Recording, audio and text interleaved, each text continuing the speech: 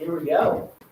Good morning, everyone, and thank you for joining us for the fiscal year 24 Grants for Veteran Services question and answer session. We're glad all of you could join us today. We will provide just a brief background regarding the grant and some of the important dates. But as denoted in the title today, this is intended to be a question and answer session. So we hope everybody brought questions with them that we can answer. So I just wanted to highlight a couple important things regarding the grant. The due date for your grant application and attachments is May 15th, that'd be 1/5 at 5 p.m. Eastern Standard Time, or as we also say, Indianapolis time. Your grant application with the attachments needs to be emailed to a special designated email address, which is in the solicitation multiple times. It is gvs@dva.in.gov. And again, you can see that throughout the solicitation.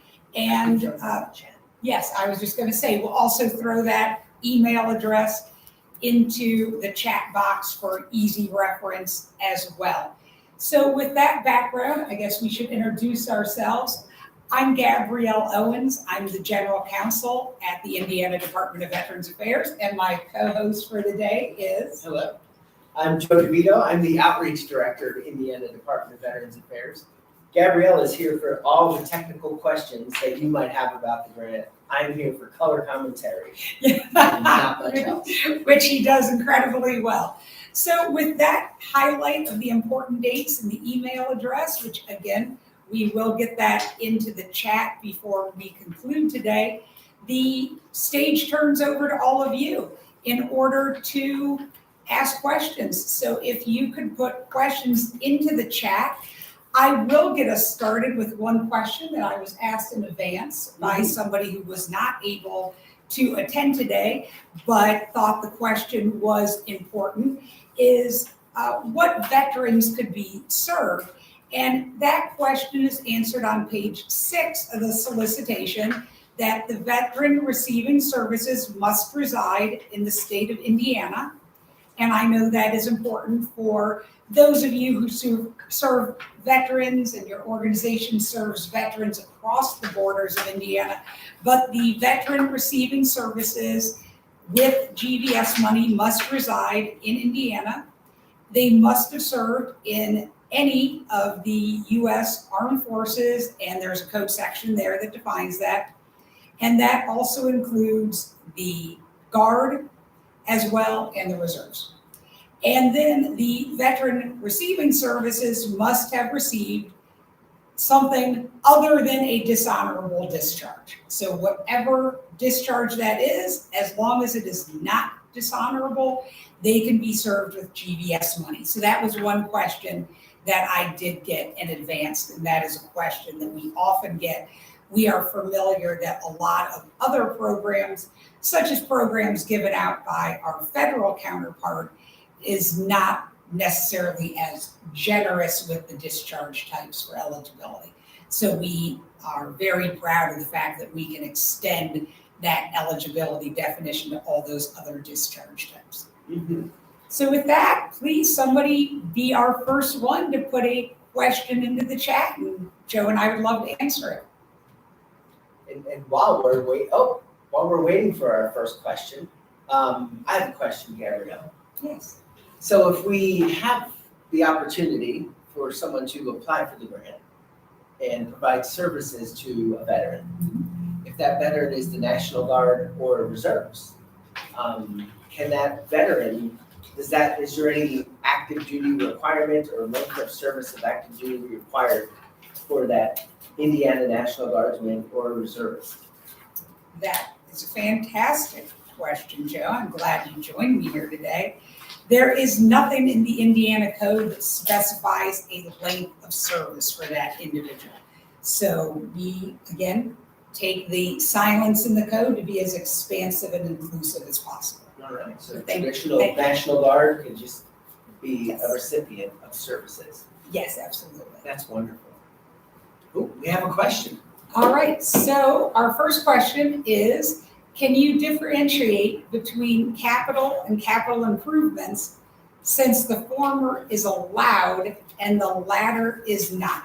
So that speaks to the categories on page 7 and 8 of the solicitation, which lay out allowable and unallowable cost. So we'll start with the unallowable, which would include capital improvements. So a capital improvement would be such things as building a building, a new roof, something that would last a long period of time past the grant cycle of 12 months that would improve the actual building or infrastructure where the grant services are provided. So yes, you need a roof on your homeless shelter to supply services to veterans, but that roof is going to not only enhance the value of the building, but also last far beyond the period of performance for the grant. So that would be unallowable because we're not going to give you the grant funds in order to improve your real estate. And if that new roof was gonna do neither of those, you need to find a different roofing contractor. Yes, that is Don't incredibly install true. that roof. And then as far as capital, and if the asker of the question could tell me in the chat if I'm addressing this or not, capital is not specifically enumerated as an allowable cost. What is an allowable cost, and these are just examples, it's not an all-inclusive list: personnel costs, travel costs, supplies, operating expenses, direct service to veterans, equipment, virtual engagement materials. So those are all included on the list of things that would be allowable compared to then on page 8, the list of unallowable. All right. So I will consider that one answered unless the author reaches back out and then clarifies that, and I'd be happy to answer the clarification. So moving down the list, please explain the type of audit you require. We do not. Hi, Jill. We do not require a specific type of audit, unlike potentially a federal grant where they will require a certain audit. We just want to make sure that we're giving grant funds to an organization who has the capacity to account for the funds. So the audit could be a CPA who volunteers to look at the books and do the audit. It could be an explanation of how you maintain the funds. We use QuickBooks 123, and we would maintain the funds in a separate accounting tab, and we would do it that way. Sorry, I got distracted by the questions. That, just tell us what you do, and as far as an audit, because again, the purpose that we're looking for is to feel comfortable that we're granting state funds to an organization who has mechanisms in place to keep the funds secure, to keep them separately allocated, and then to be able to report to us on a monthly or quarterly basis what those funds were used for. That is what we're looking for purposes of the audit. And again, if any of these I don't answer the question that you were trying to ask, please just re-chat it back in, because we want to make sure everybody has the information that they need. So next we have, can this grant cover minor modification to case management system to take online referrals from service providers who would refer cases under this grant? That is something that we'd love to read more about in the grant solicitation. That is not something that we have historically in the program provided funds for, but that doesn't necessarily mean it is a no. It just is something that we would need to better understand. So I would highly recommend you put that into your case narrative with the grant and also include it in the line item budget so that we can better understand and evaluate it as a scoring panel. Yeah, it sounds like they may have a specific system, computer system that takes referrals. And as part of the grant, they would be opening it up to some other folks, but maybe they would need to adjust the system Right, and maybe, in some way. yeah, maybe so that'd that they be can take 10% cost to their system upgrade to handle ours on program share. So that is not a no, that is a we'd love to read more about it. Absolutely. And with that, when you do submit your solicitation on time to the proper email address, Yes. if you're at the last minute, you're like, hey, we're doing these 3 things, but one of these we're not sure about, put it in there. We're going to review all of those, and if there's an issue, or we can address that, but don't not apply because you're not sure. Absolutely. Put it in there and help us understand it. And that'd be great. All right. Oh yes, Bob, can some of the grant money be carried over to the following year? That is a very hard no.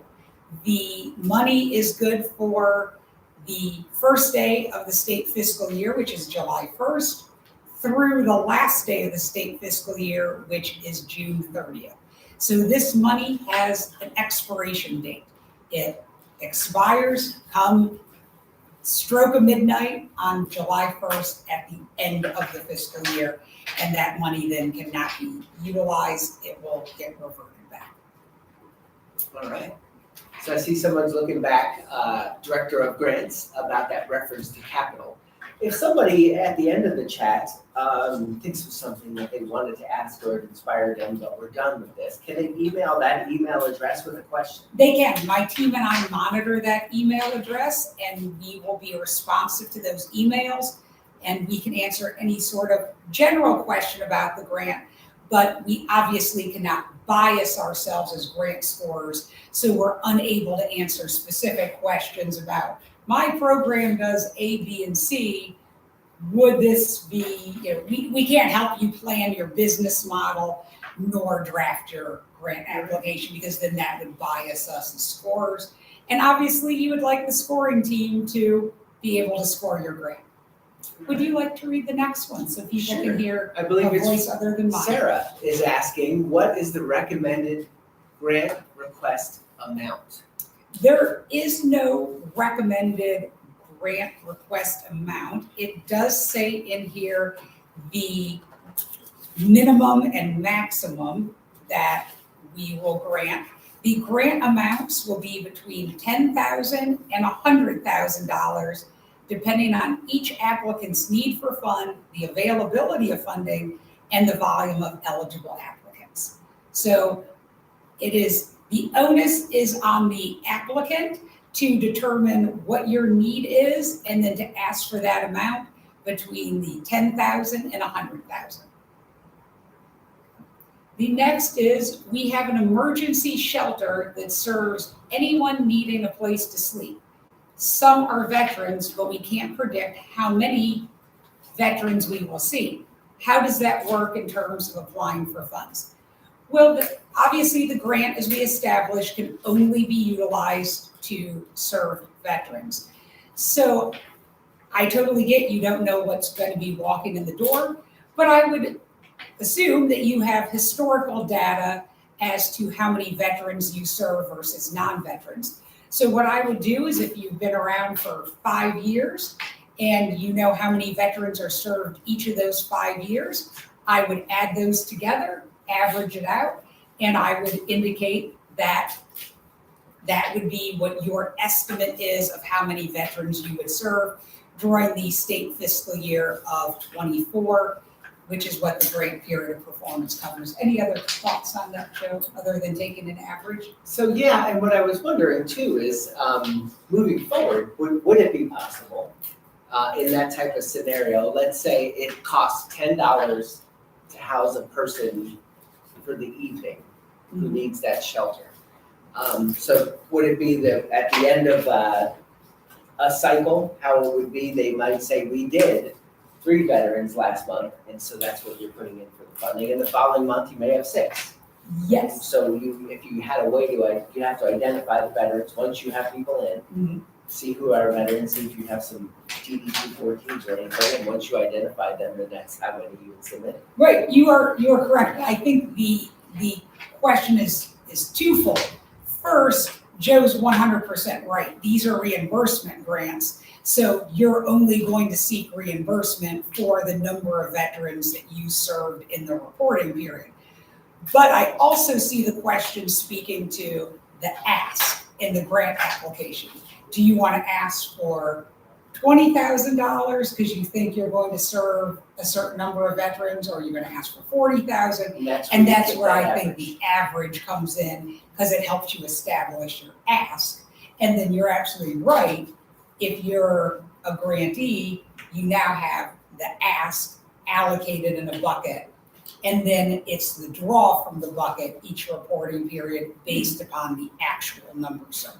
So if we have someone who does an average, and let's say they request $20,000, and at the end of the grant cycle, they didn't use all of it, are they penalized for not using all the funds? They are not penalized as far as the opportunity to get future grants, but they are only going to get the amount that they have sought reimbursement for and documented the work for. And my team and I works with all of our grantees throughout the course of time over the grant. And if we see that you're off where we think you should be in the, so if you're halfway through the grant, you should be about halfway expended. If we see you're off that, we will be making engagement with you saying, hey, what's going on? Do you need any help from us? Do you need any technical assistance? Because we want all of our grantees to spend all the money they're awarded, that when we come to June 30th, everybody is at 100% expended, because that is great for the state of Indiana and the veterans that we all serve. Right on. All right. Would you like to read the next one? Yeah, we have another one from Jill. Our nonprofit runs on the calendar year. Does this grant only cover expenses July 23 to June 24? Yes, that is correct. So we have many organizations that are grantees of ours that operate on the federal fiscal year, because they're dominated by federal money, so they mirror that timeline. So all that would mean is that they just adjust accordingly. So what we call quarter one, they would call quarter three. If, you know, it just is a matter of calling it something different, but not to be Shakespearean, but a rose by a different name still smells as sweet. So just because your organization calls quarter one January, February, and March, and we would call that a different quarter, that doesn't mean that the reimbursement would be any less meaningful. It would just extend past the calendar year. So when you closed your books on December 31st, you would still have another 6 months of this grant. So for your internal bookkeeping, this grant would go from one calendar year to a second calendar year, but I don't see why the grant would be any less meaningful. You would just allocate it across 2 of your years versus one fiscal year for us. All right, let's see. Okay, how often can expenses be reimbursed? The reimbursement can be monthly or quarterly, depending upon the needs of the organization. We recognize that some of our nonprofits are smaller and cash flow is important, so you can seek reimbursement monthly or quarterly. All that we ask is at the beginning of the grant that you identify whether you're going to be a monthly reporter or a quarterly reporter, and then we will set up our structure for your reimbursement accordingly. It is too administratively intensive to switch back and forth. So we do make you commit at the beginning of the grant cycle, and we have never had any complaints about that or issues. All right. Would you like to read Sure. the next one with the oops? It has an oops. Okay, so earlier we had the question about capital versus the other capital. Capital improvements Capital versus improvements capital. versus capital. It seems that the capital was actually equipment, not capital. So why? Wants to, why? Probably the YMCA. Wants to install outdoor workout equipment to serve veterans. Is this eligible? What about the grading the site to put the equipment in and the concrete in the ground? I will answer the question generally, because again, we don't want to comment on specifics because we don't want to take any risk of any bias in the grant scoring process. But by equipment, we mean this in the broadest sense, it could be thinking of our IDVA operation. When we talk about getting equipment, for us, we're talking about computers, we're talking about printers, things that allow us to do our day-to-day operation. So you can take the definition of equipment and be as expansive as you want with it. Obviously, you know your operation, and if the equipment is a printer, then that meets the needs of your operation. If you're running a homeless shelter, equipment could be beds, mattresses. Whatever your operation needs as far as equipment goes, certainly you could ask for that in the grant. As far as grading and putting concrete in the ground, I would challenge you back to think about whether that is something that's only going to last for the 1 year grant period of performance, and therefore look more like equipment, or is that something that is going to improve the property and transcend the life of the grant? And I think that will help you distinguish between equipment and something that would be a capital improvement. All right, we're ready for more questions. These are great questions. They are. I'm excited by all the questions that are there. Were we able to put the email address to submit it into the chat? Has that been put in? We are going to do that right now. It's coming up. Are we, Oh yes, and I love to see little smiley faces in the chat. Thank you. That always brightens our Friday. So I do see that we had another comment earlier from the computer program system. It says our VA partners asked us for this to make it easier. So that was to make a change or an adjustment to an existing system so that people could be referred in. So my question would be, if that was part of the grant at the end of the year, and they wanted to keep that system, would that just be something they'd have to fund on their own? And that's something that I think can be addressed in the solicitation. So then when we look at it, we can make a decision on that. A lot of computer systems I know have a large startup cost to change the system. So obviously that change would be getting implemented within the period of performance. And so maybe it's $10,000 to have the company come in and make those modifications to the system, but then their maintenance costs would probably get rolled into their existing system. Is it normal to have a large amount of funding / reimbursement at the onset of the grant award? So, normal, I don't know if I'd capture anything as normal because each is so unique, but what is getting reimbursed has to have been incurred through the grant cycle.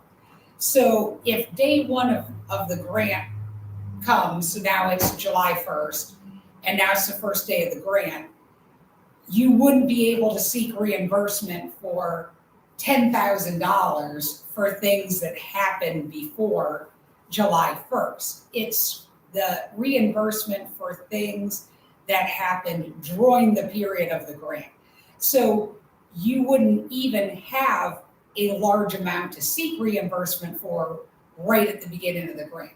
Now, if it was August 1st and something monumental happened July 1st to August 1st that you are seeking reimbursement, then that would be understandable, and you would just document that, and we would consider that and review the doc. So the follow-up to that is the need for supplies. So again, I'll focus on equipment versus supplies. Let's say you need a computer.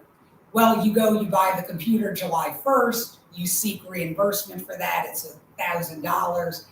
Obviously, we understand that equipment need and that you're not going to seek reimbursement for that computer bifurcated monthly. It's going to be covering that initial purchase. So it's not unheard of. It's again just fact specific to each grantee. Yeah, I can see maybe if equipment needed for the year of the grant all needed to be purchased up front. So maybe half of the grant money is for equipment. So that might come in that very first month or second. Exactly. But then taper down. So these are great questions. They are. Energize me. Any more questions? Should we field questions other than for grants, like maybe about NFL draft or different things like that? Oh, we have a question. Joe, would you like to read it while I Yes. prepare the answer? We have a question about when we expect to announce the recipients. I believe that's in the solicitation. It is. That is on page 4 in the important dates section, which is right on the top of page 4. And that is award notices sent on May 26, 2023. And we like to do that at the end of May because that gives us an opportunity to have any revised budgets and project narratives submitted. Historically, in this grant program, we have not awarded any entity the full amount that they're seeking. So because we don't usually, not saying it couldn't happen, but because we have not awarded the whole amount, what that then means is the budget and case narrative needs to be revised. So we have that as June 2nd as the date to do that. And those documents are important because they get attached to the grant agreement that we have to submit to approval for an entity to get paid. And so what we try to do is get those by June 2nd, so then we can get the grant agreement with those attachments in the state approval pipeline so that we can get that grant agreement approved, because no monies can be disseminated without that grant agreement being fully executed by all parties in the state of Indiana pipeline. So again, to answer that question definitively, May 26th is when we expect to send the award notices. And what we do is we send them via email, so individual organizations will know right away what that decision is and not having to wait by the mailbox. All right, we have another Would question. you like to read the next one? Sure. It's far enough away that I can read it. Yeah. Application materials is detailed statement same as letter on official letterhead detailing the program? Is grant application appendix D just for short overview or request with detailed statements attached? That's a great question. So yes, D gives us, and D is page 23 of the packet, so the very last page of the packet. It looks like this. It's a one-page form. Obviously, it can expand as you type your answers in. D provides us a quick overview or cover sheet of the organization, their vendor number, their bidder number, if they are registered with the Indiana Secretary of State, the areas that they serve, including the counties. It provides us a wonderful snapshot of that grantee to get us up and running in our scoring, to do some data regarding parts of the state that they cover, because we are required to consider where entities serve veterans so that we can serve the whole state of Indiana. And it just gives us that wonderful snapshot regarding the entity. Then the detailed statement on letterhead provides us the meat and potatoes of your grant program. This is your chance to shine. This is your chance to wow us with your grant program and how you serve veterans and how being a recipient of GVS funds would enhance your program and allow you to serve more veterans or veterans in a different way than you currently do. So again, the detailed statement provides you with that opportunity to wow us, where Appendix D gives us the snapshot to do some additional metrics and data understanding of your grant. And then it also requires or gives us some information about the requirements under the Indiana Code. For instance, you have to have a federal tax ID number and be a nonprofit. If you were to put in that spot NA or left it blank, then we're certainly going to have some questions and concerns about whether you meet the threshold eligibility criteria. Same with the question, are you registered with the Indiana Secretary of State? Per Indiana law, we cannot grant money to an organization that is not registered with the Indiana Secretary of State. So if an organization were to check no, that's going to raise a red flag for us that we can reach out and address with you right away prior to getting deep into the grant scoring, maybe make you an award only to find out you're not an eligible entity. So it gives us some great background information about you and your organization. All right. Wonderful. Yeah. All right. So I'm going to throw a quick hypothetical at you for the folks. Sure, go right ahead. You had said something a little while back about how traditionally awardees don't get the full amount of what they're asking. Right. So if I was filling out a solicitation and giving you the details, the set meat and potatoes of what I wanted to do, Yeah. it would probably, assuming it would behoove me to detail out as many specific things as possible instead of lumping it all into one. Absolutely. So there was the opportunity for certain parts to be possibly accepted. Yes, I wholeheartedly agree. And as that detail, I would also include what potentially I have a hard time getting paid for with my other funding sources. I know that we have heard from many individuals as we've scored grants together many years, Joe, that admin costs are often prohibited to be paid for out of other grants. So organizations sometimes struggle with paying admin costs, including personnel, or we were talking about equipment earlier. So if there is an area of your operation that you struggle with finding sources to pay for it, please help us help you. Highlight that in your gaps. Yes, yeah, exactly. Right. Tell us where your gap is.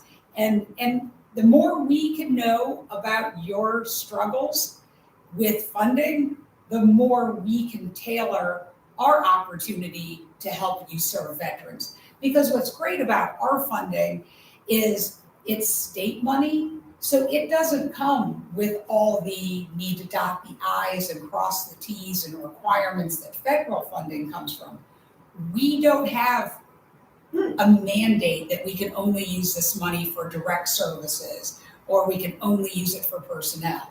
So that's why it's so important for you to educate us about your program, what you do for Indiana's veterans, and gap areas where you might really need assistance. I know from past grantees that the Guard is often hard to serve with homelessness issues because grants from the VA, from federal VA, cannot be used for folks who don't meet that that active duty length of service that some Guard and reserves don't have. Yes, so Joe, if you were gap to fill. Yes, if you were in the Guard and you had never been deployed, you would not be eligible for federal funding to be used to house you if you were homeless, where our grant could meet that need.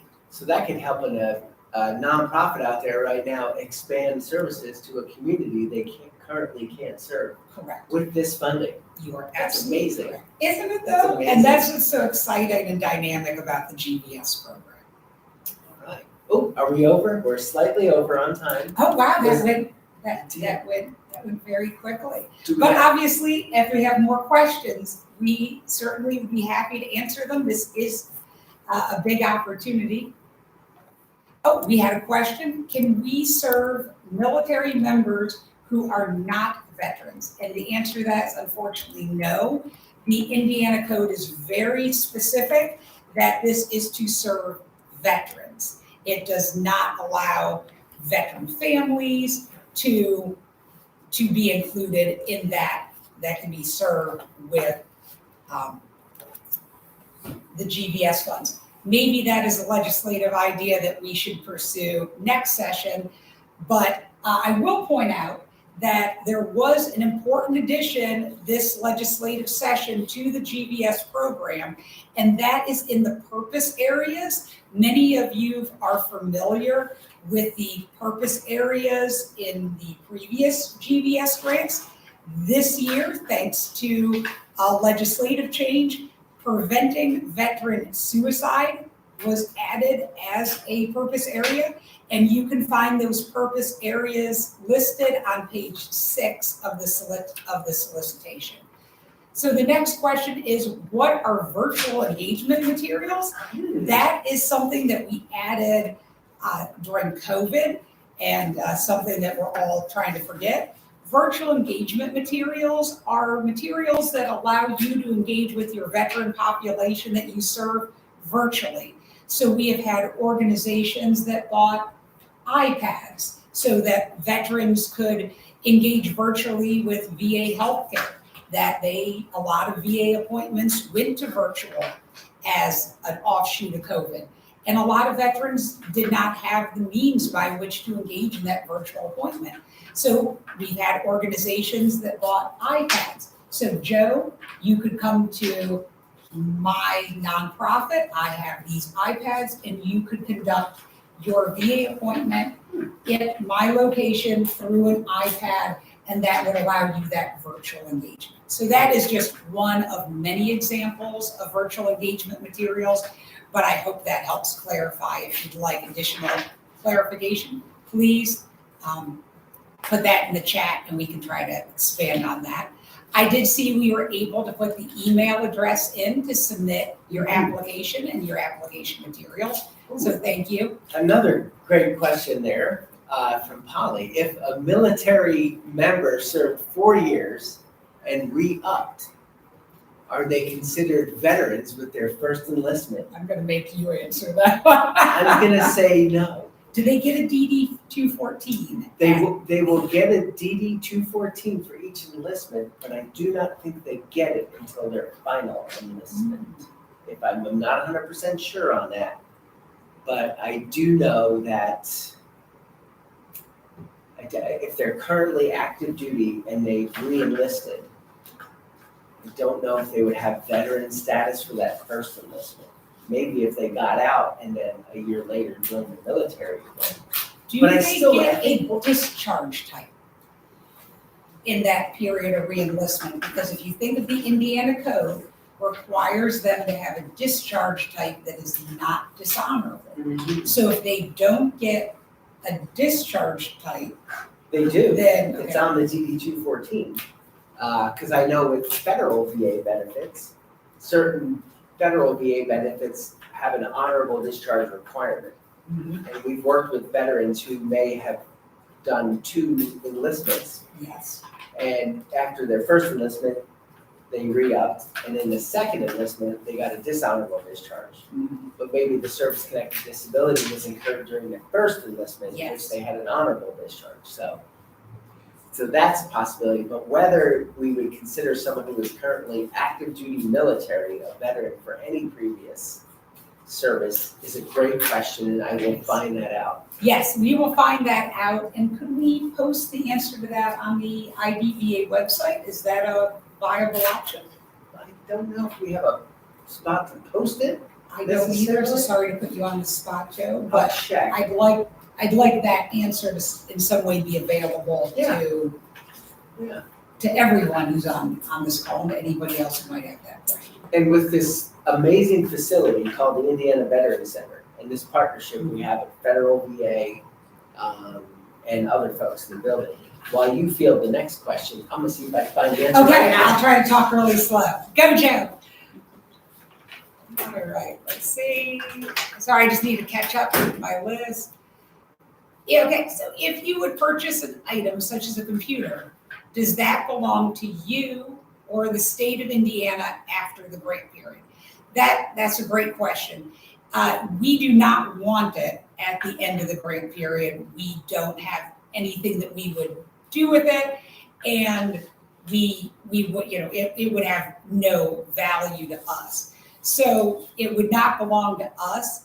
We do have some requirements regarding making sure you have an inventory regarding it and that you have it marked or tagged so that an employee couldn't leave with it, that it is marked as equipment of your organization, because obviously we don't want to buy a computer and then you have an employee who walks away with it and you don't have any way to identify that it is a computer bought with grant funds. And obviously we will be doing monitoring of the funds from the grant. So we would be coming out to your organization and we would want to see that computer. If you have 100 computers in your organization, we're going to want to see that specific computer that the grant funds were bought for. So we are going to be looking for an inventory that lists what you bought with grant funds, and then for you to be able to readily identify it so we can make sure that it does exist and that it is accountable and physically present at your organization. But we will not be taking it at the end of the grant cycle. All right, so more about the previous question with the enlistments and